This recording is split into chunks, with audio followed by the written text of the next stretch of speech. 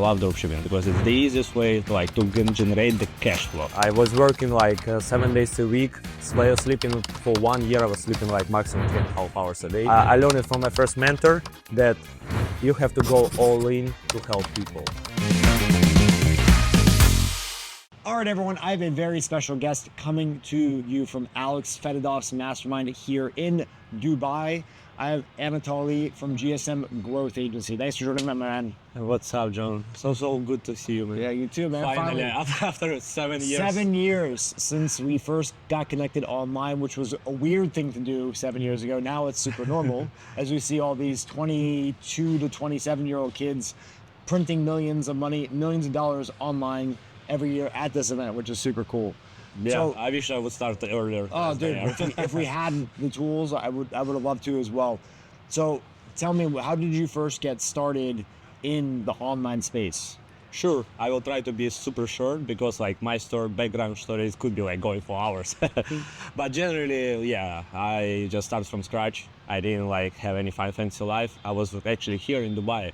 I used to live in Dubai, and with my wife, we were not able even to rent our own apartment. In the small room, we were just living and trying to survive and save some money. And basically one day my wife just came in the room and started crying. And what happened? And crying not of happiness, crying of kind of suffer. And she said, I'm pregnant. And basically we want the kid. I mean, we were really want to become a parents, but she were crying because she was so scared because of our financial situation. And I remember that day, I said to her, no worries, babe, I will go in the pharmacy, just check, we'll take another test and we'll check it again. But it's the best thing what it can be, but let me just go. Because I knew that it at least will help her to calm down. And I went to the pharmacy, and I remember I'm just shaking. It was 24th of February 2017. Wow, you remember it exactly. That period of my life, exactly 1 year, I know day by day what was happening because it was the hardest year in my life. And basically, yeah, so I went 35 plus degrees outside on the parking. I'm just staying, and there is a pharmacy. I'm just staying in front of the pharmacy and shaking, and I can't move. Because I'm so scared. I cannot buy the tickets back home for her. I cannot afford the delivery. How are we gonna survive? We're renting a room, baby will come, what kind of room? And it's not possible. And basically, I just squeezed my arms and said I don't care how, I don't know what, but I will figure it out how to bring my baby in the world which he won't see how I'm living now. And basically, yeah, that motivates me a lot. In a few months, I brought her back to Ukraine. We are both from Ukraine. And just rented out instead of room, just bed space in Al Barsha. And start finding out the solutions, what it could be. Got 5 different jobs. I was working 7 days a week, sleeping for 1 year. I was sleeping maximum 3.5 hours a day. And finding out one interesting book, starting from zero, Fred Lam. It just was a lead magnet. I know this book. I saw him speaking, I think around that same time he was going out a Canadian guy, right? Yeah, and the thing is, it's about the ads. He was good with the angle, because angle was cartoon, whereas the boy is actually cleaner, immigrant to United States. He was cleaning plates and find out what is e-commerce, and his life changed. And I'm was waiter in the past, now I'm in gas company, but basically it's my journey, oh fuck, what is that? And I download the book. You could relate to it. Yeah, It was your story, yeah. So I basically download the book and what? I can make money from laptop? That was mind-blowing, aga moment for me. I was quite shocked. And basically, I after that moment when I read the book in less than 5 hours, I was this is it. I want to do that till end of my life. I will figure it out. And basically, I just went all in, lost all the savings, started borrowing money from people. Nothing is working because I was just new. I was doing new business mistakes. I didn't know what I'm doing. I was thinking I will put the dollar and get 3 back, but obviously it's not. I even didn't know that I didn't set up the columns. So this is how I was running ads for the first five months. So basically, yeah, then I found out the mentor, if to be short, and in the first 15 days we working with him, made my first $8,000, then $1,000 here, $1,000 there, losing, winning, and by October 2018, when my boy delivered, I actually got my first $50,000, but in lost. Then November 150 in profit and so on, and we start growing. Wow. Why did you end up in Dubai in the first place? You mean why I left? Yeah. My Why'd you leave Ukraine? Yeah, so when I was living in Ukraine, my mom had a lot of loans. My father just left us, and he was a businessman, and basically his business just crashed. And like I love my father a lot, but he wasn't a good entrepreneur. He wasn't a good he wasn't able to deal with the problems. That's what on my own experience, I understand that my father wasn't accepting to deal with the problems. He was just shit is going, and feel like he let it go. And basically we became quite broke.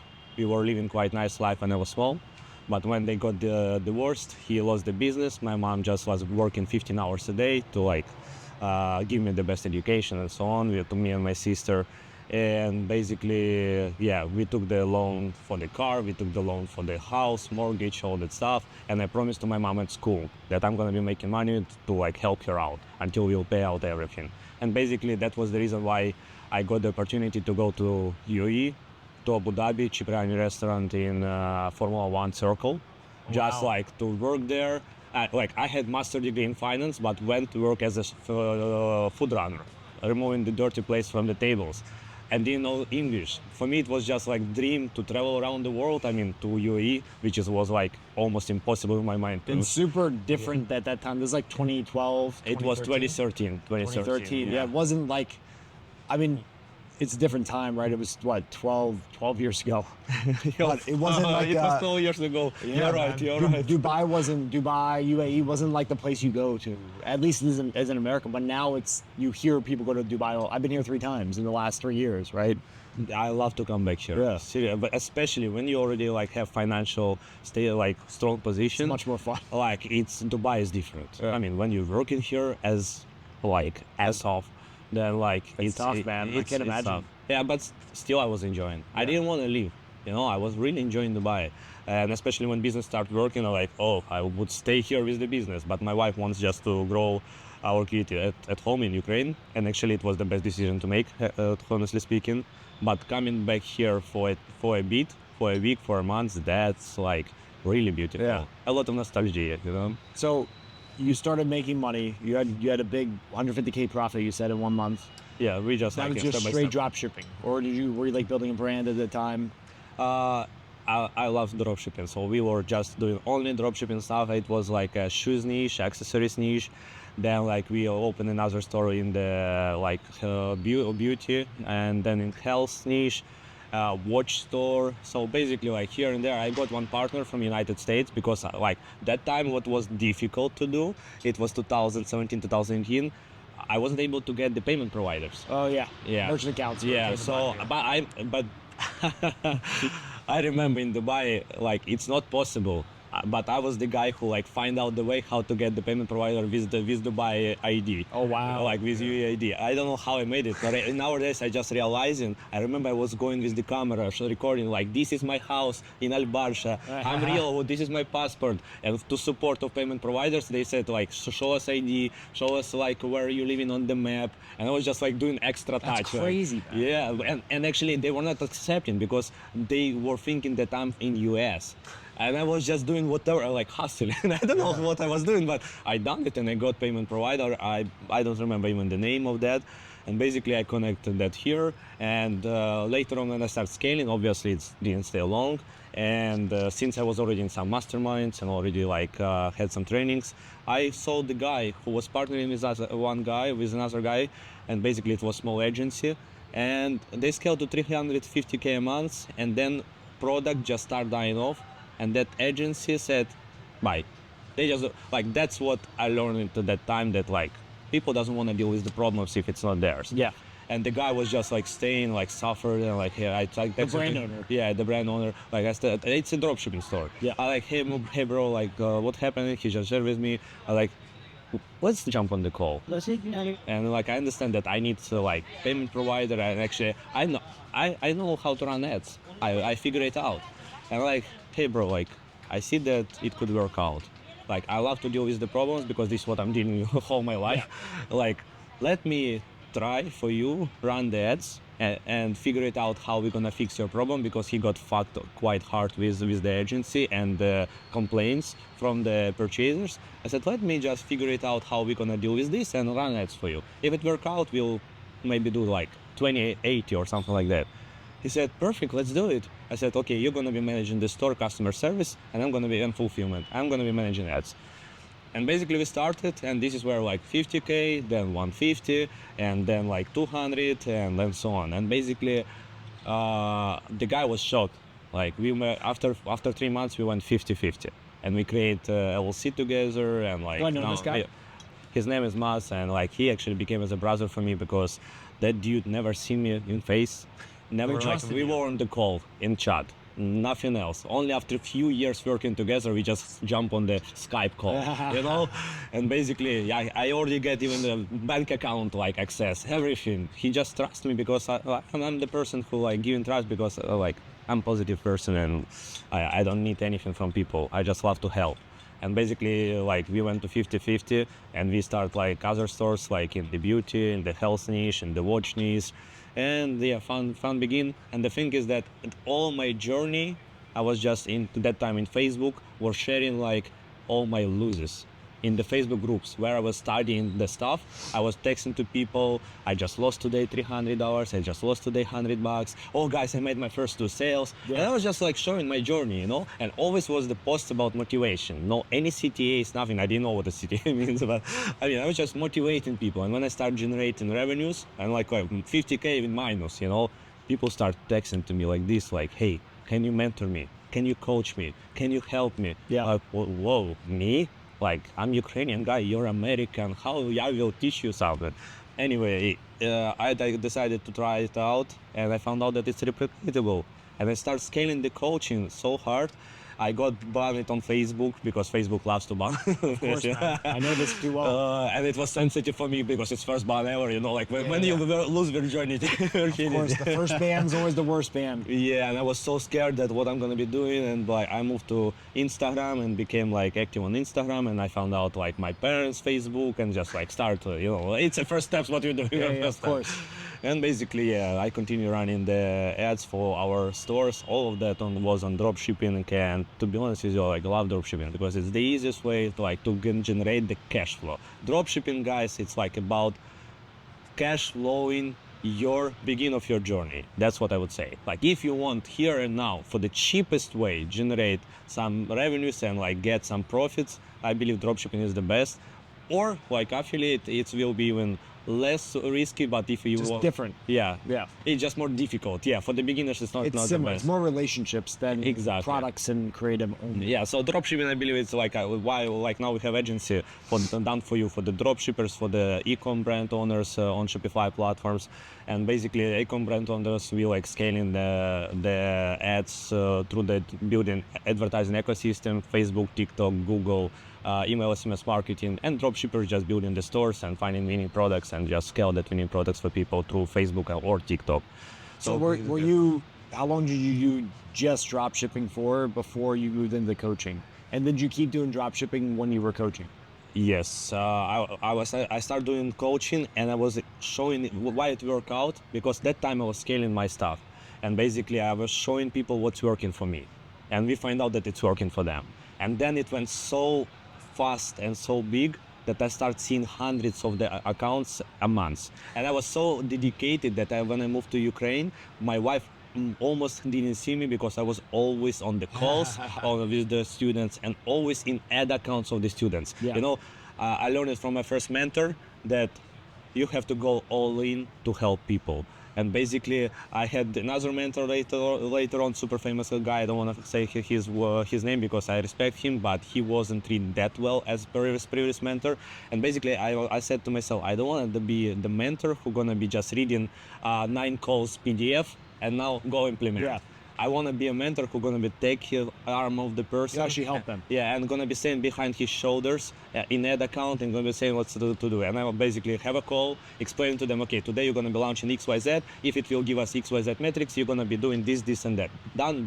And after that, like they are not expecting, I'm just going to the ad account by myself on Sunday, like, hey bro, sending audio. Like, I have noticed that you launched the wrong ad. Or like, I have noticed, like, you serious in my ad account? I said, of course, I'm telling you, I'm gonna be like behind you, I'm gonna be supporting you. And basically I have a really high success rate with the students. We made in like first, I made coaching for 2 years, so we done over 2 million in sales for the students. Nice. And like it's not big, not small, just like was quite a lot of students who made like here and there You got 20, people 50K. started, right? Yeah. Like some of the guys actually not on this event, but on one of the events where I was related to e-commerce, big brand owner, and he is my student. Like That's cool. It's so nice. And by the way, on one of them, it's he joined the Alex mastermind like 2 or 3 years ago, and he done the interview with Alex done the interview with him. Oh, and shit. guess what? The guy didn't mention my name. He said, I was trying to figure it out by myself. I like, fuck. I That's mean, not true, it's just like, no, it's fine, but Yeah. it's, well, come on, like I give you my heart. Of course. And you like just saying that way. Don't It's just tell like an my name. agency. It's like Yeah. an agency too. Come on, like They just so you love can you say when that they you love had you. mentor. Yeah. It's nothing shame that you had a mentor. It's actually people will proud that okay, the guy take the risk. But anyway, I'm just saying that yeah, we done quite a bit. Beginners, help them to like start their journey. So you then started GSM Growth Agency. At Yeah. what time in this period? That's actually was a pivot moment for me. I was like doing a lot of mentorship and basically got exhausted. I didn't see my son. I was always working, and my wife was a bit complaining. But it was fun because I was enjoying. I was just like feeling that I'm tired, and like one moment COVID happened. It was 2020, and I was running my stores by that time, and basically. I was thinking, what should I do, like for the students? And like I really need to like do something else. And my mentor saying, you need more control because yeah, in the meantime, I already tested like small agency stuff, which is it was an agency. I just like hired media buyer, and I said I will teach you everything. He didn't know what it means, ads and so on. I just hired the guy. I said, listen, I'm gonna be paying percentage from whatever we will generate. I will teach you everything. And basically I will teach him everything. Like I will just done coaching the same like for the students. And we got a couple of accounts on our end because like I started getting requests. Can you manage for me? I like, oh, okay. So I got the guy, coach him, test it out, and understand that when things are under my control, they're not students' control. The success rate higher because you know what you're doing. You know that you're responsible to care do. more. You care because take more ownership. yeah. So a lot of students actually like coming without the homework done, missing the call because it's a girlfriend, boy, birthday, whatever. So I was like dedicated so hard. Cutthroat, yeah. Yeah, and basically I scaled one store in that moment for 3.5 mils, and later on we scaled that to 6 mils, and basically. I realized that wow, that's like stuff really working. I mean, agency model, and my mentor saying to me, move to agency. I like, We cut the coaching. yeah, I cut the coaching. I'm like, oh, how I get the clients? I have students. He said, your students is your clients, and I just Sell them a service, a different type of service. yeah, and I Done said, for you. Instead of yeah, done I with jump you. on the calls after that. It was 25th of March. I just jump on the calls with the students one-on-one, and I said, listen, I'm stopping mentoring, but if you would like, we can get you as a client to my agency. And basically, first months 4x revenue for myself. I like, whoa. And we start hiring people so fast in the first, from 25th of March till end of December, we were ended up 12 people. And I never manage people, I never hire people, I never do anything related to like CEO position. And I was just running on the go because we were scaling so fast. We went to multiple 6 figures as an agency in short period of time. And like I was creating systems on the go, and mentoring my media buyers to become managers and all that stuff. And basically it was like golden year, like when we started the agency, 25th of March 2020. So like in 3 weeks it will be 5 years anniversary. Wow. Yeah. So what's been the hardest part about running an agency? I would say, it's a service business. So you're dealing with the clients, and the hardest part, obviously, we all on the remote. So the hardest part was handling, like figure it out how to manage team that they will be actually delivering as per your standards. And because I never get complaints in my life, people when leaving me, they loves me and never complain. Like if I delivering, I know what I'm doing when I was doing by myself, yeah. But when you hire in team, or especially on remote, you cannot see what is actually happening. You're just thinking that they're exactly the same like you. But unfortunately, it's not true. Yeah, I assume it, but unfortunately, it's not true. And this is what was one of the bottlenecks in the first couple of years, I would say, like to like get full picture. But still, we were doing well, because like when I start growing up managers, they like following my guidance, but there was a room to improvement.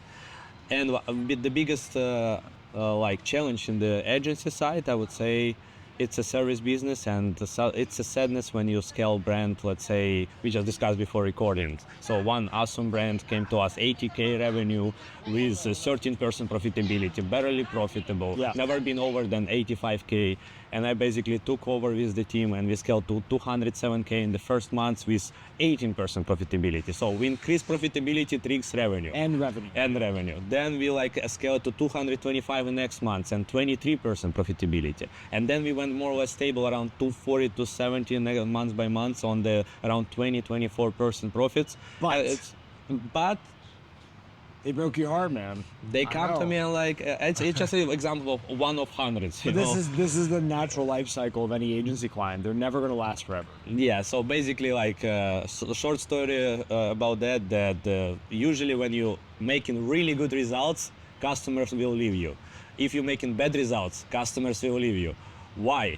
Because they're thinking that now we have to save the costs and hire someone in-house. And guess what?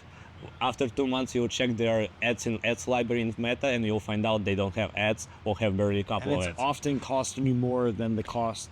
Always.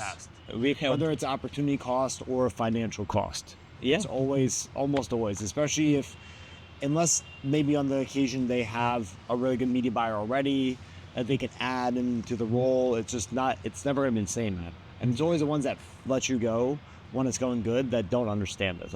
I think it's harder than the clients that it's like hard, because some products or offers are tough to really get going. Mm-hmm. And even if you're an agency where you're not very expensive, maybe you're charging them like 10% of their ad spend, and you're only spending $1,000 a day. Yeah. Right?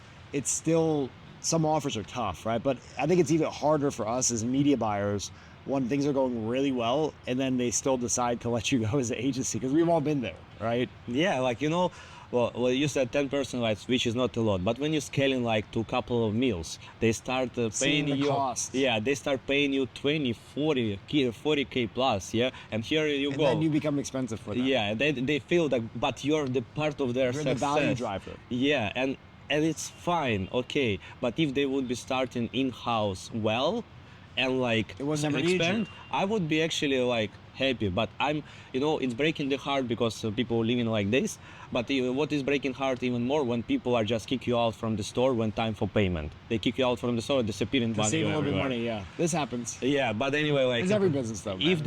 If they would leave you and build the proper systems, I would say, great. I'm so happy that they are well. But most of the time when they're leaving, you see that they are not well. And this 6 million store, which I mentioned before, she left us 3 times because she was trying to build in-house, and she like in 1 month from 500 a month, she went to 30K a month. And I like in 30 days reach out to her like, hey dear, let's jump on the call. Like, you see, she said, yeah, I want to come back. She came back, we start doing 3 months. She said, I changed my mind, I already got the people. Like, she went, and again in few months I didn't go to her anymore. She came back like, hey guys, can we figure it out? I like, you know, no, maybe not this time. Not this time. Yeah, this is like, this is as it is. It's a life cycle of an agency. Yeah. So you still have the agency now, but you're a little less involved, you were telling me, right? Yeah, like I would say, when we start scaling, like I remove myself from I have to be able to scale. I remove myself from the chats. I mean, being face front of the agency, because people who you hire, you hire them for a reason. They have to replace you. They have to buy you time. They have to like do the things, operational stuff, which just allows you to think how to grow, to think what to implement, what to bring, what kind of trainings to bring to the team, and so on. So it's allowed me just like do the proper CEO job. And like I went out completely of the communication with the customers. We have the client success manager, we have managers in media buyers, in media buying department. We have like everyone who need to be communicated with the customer. So that's why like I'm doing just the networking, bringing strategies, hiring people who we need to hire, controlling to hiring, and trying to work on the business. So what brought you to Alex Fedotov's event that we're at right now? Yeah, I met, I know Alex for a bit. He's from Ukraine as well.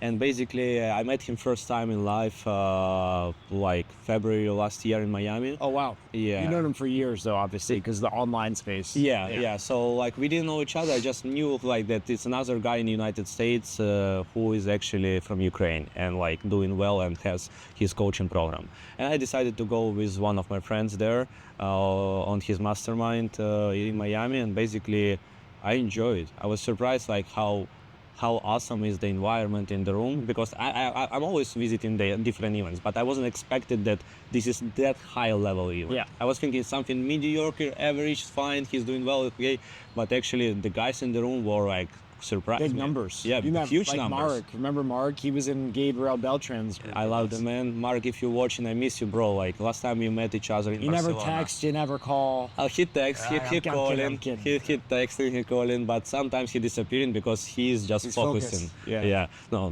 I love Marek. I respect him a lot. Amazing dude. That's awesome, man. What were your biggest takeaways from this event? And like, what has you excited about e-commerce now? I would say like this is one of the things for media buying. It's about always speaking that we have to test more creatives and more offers. We didn't speak today about the offers, but one of the things which was game changer for us in 2024, it's like testing much more offers than before. Like buy two, get one free, buy one, get one free, buy one, get gifts. Going deeper with the offer Yeah, testing. super deep. And offers are like buy one, $29, buy one plus one, $29. So it's like a kind of ridiculous It's a offer. psychological game. Exactly, but at the end, like conversion is growing so good, and basically we testing a lot of offers, but we are not testing a lot of good enough quantity of the creatives. And what Alex was sharing today, it's about the systems for the creatives, and this is exactly what I'm actually looking this year. It's systemization of the creative testing.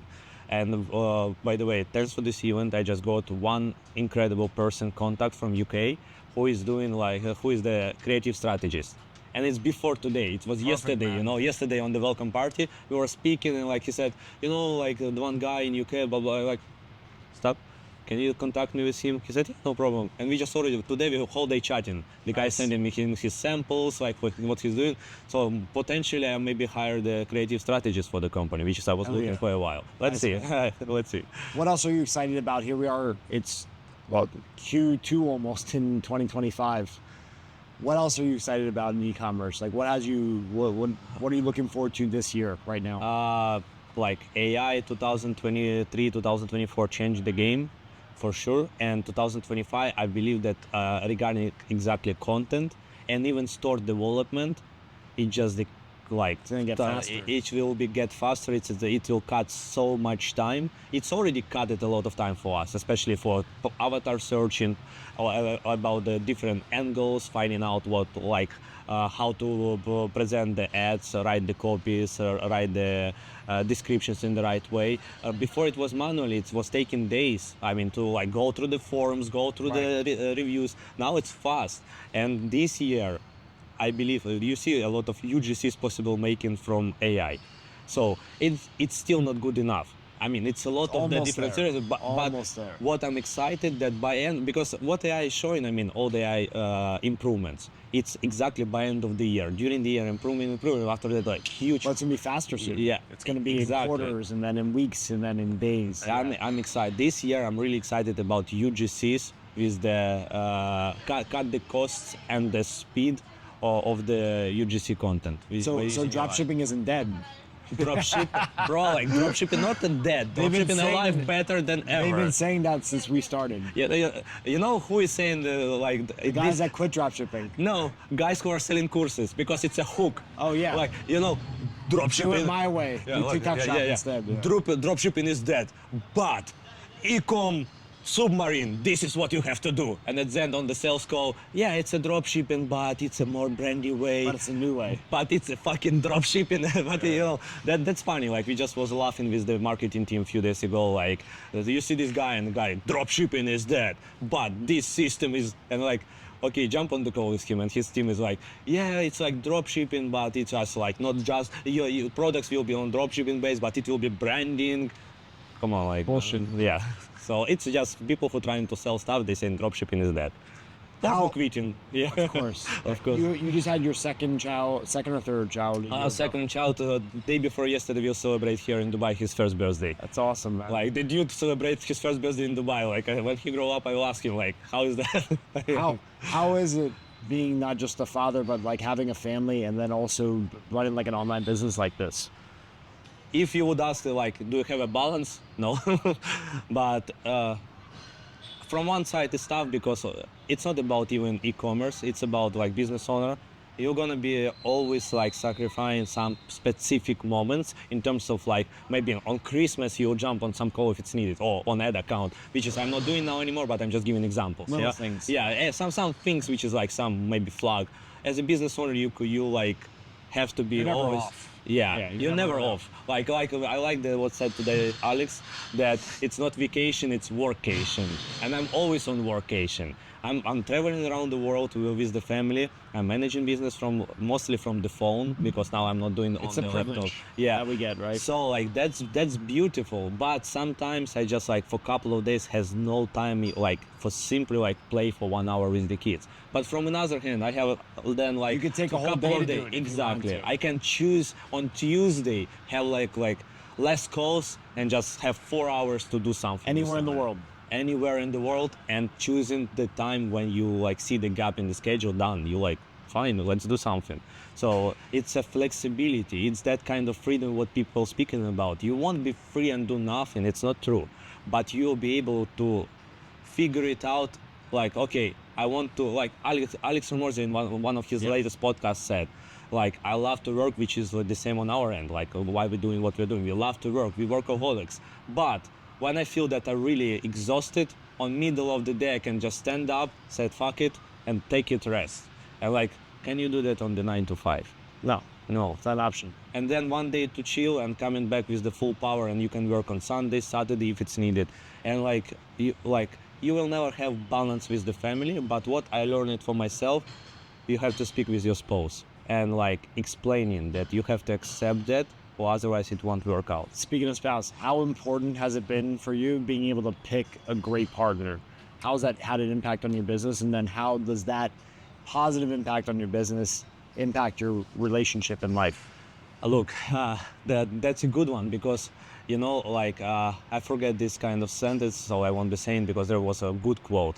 But anyway, my wife got in love with me when I was broke, and I left Ukraine to make money for my family. And I supposed to broke up with her relationships because we started just 5 months before I left Ukraine. And I said, I'm going to Dubai, so like, thank you, like, and I become in love with her. But I don't believe it worked out because we will be on distance, 4,000 kilometers.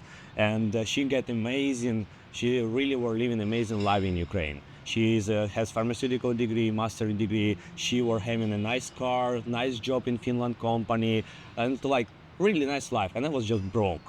And she became in love with me for some reason, you know. And basically, I left to UAE, and we were in distance connecting. But I was planning I left in October 2013, and I was planning by New Year saying to her like, listen, like, just. I want to be with her. I want to be with her, but I don't want to let her suffer, you know? And basically, I was planning to say to her, but I don't want her to suffer because I'm not planning to come back. I need to make money for my mom, for my sister. And basically, what happened, end of December, she calling me and saying, I want to meet you. I said, I told you, I cannot afford you to bring here for vacation. She said, no worries, I got the certain salary on my work, and I will spend those money to visit you. Wow. I was like, what? Why? Because I miss you so much. And for me, it was, she came and I made the proposal, because like That's amazing. nobody done for me anything like that, And I made the proposal, and in 8 months we got married. And in another five months, she quit everything in Ukraine, and she went for me here and was working selling the sunglasses. And she was crying every single night because she had amazing life at home. And because of me, she went here and started working as she didn't speak English, as a labor. She was doing labor work, like a salesperson in the store. And basically, she was crying about how life is changed because we became broke. She became broke because of me. But I was shocked, and she didn't never ever, when girls coming to UAE, by the way, when girls coming to UAE as a partners with a boyfriend, majority of the time, I don't want to say all the time, but majority of the time, I have so many friends who got cheated by the girlfriend because they seen all this bright stuff, and they get spoiled, and the relationships are broken. So many fiancés came, so many marriage couples, so many just couples came, and unfortunately the life will go in different directions here, but not for everyone, but so many times, yeah. And basically my wife, with all the problems, we were just she was always just staying with me, and it doesn't want to anything. She want a baby with me. She what the wow. So by that being said, the proper the right wife and so on, she became a right wife before success and before even knowing that I am able to do something. And she's part of the reason why you're able to do what you do. Yeah. I mean, she's not easy. She's hard. She's Ukrainian. I'm sure. Ukrainian ladies are hard. I understand, man. But in the same time, none of the I had relationships before. Nobody treated me that way of honesty, and she is a real wife and mom. And that's, I would say, saying everything. She never lying. She always straight, sometimes tough straight, but you know that person will never cheat you. She will never go anywhere else. And she is always wants the best for the family. It's awesome, man. Yeah. What a blessing. Yeah. Kids. Thanks, I appreciate it. Yeah, the kids is, it's beautiful. It's a beauty of life. I'm sure, man. Any piece of advice for our listeners, everyone listening, young, older, been in ecom for years, just getting started? What would you like to share with people who haven't done this for 10 years? Almost 10 years now. Insane. Yeah. I will start from something really generic, which is people think is generic, but it's the most important. Don't quit.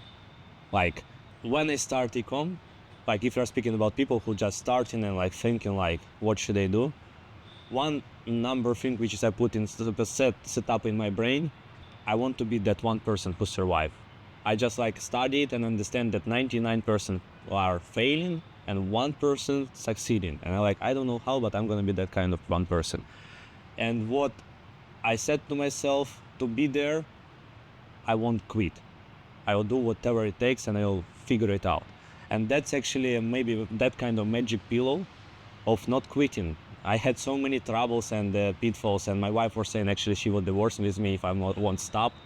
And a lot of pressure will happen in life, but never ever quit, that's for sure. And if you're speaking about more practical advice, hire the team. When you start seeing the revenues, start seeing the profits, you need to hire the team, at least VA, because you need to focus on different directions in the business. Otherwise, you're going to be screwed up with the payment providers, you're going to be screwed up with the customer support, you're going to be screwed up with the supplier, you're going to be screwed up from every single side. That's why as fast as you can, hire your first employees and then work on operations by hiring first operational director or operational manager, and that will allow you to train them, and after that focusing on how to improve and scale your business hard. Otherwise, you're going to be stuck on that level and most probably quit. How can people connect with you or learn more about what you can offer to them? Sure. If you want to know more about our agency, it's gsmgrowthagency.com. You can just go on our website and check. Or the best to connect with me, and I'm always answering in DMs by myself. So Ecom by Anatoliy Levinsky. You basically can go through the page. There is 5 years of content you can check, and just reach out to me. Would be happy just to have a chat. There you have it, folks. Anatoly, thank you for joining me, man. Thank you, Appreciate my man. brother. I appreciate it. Till next time.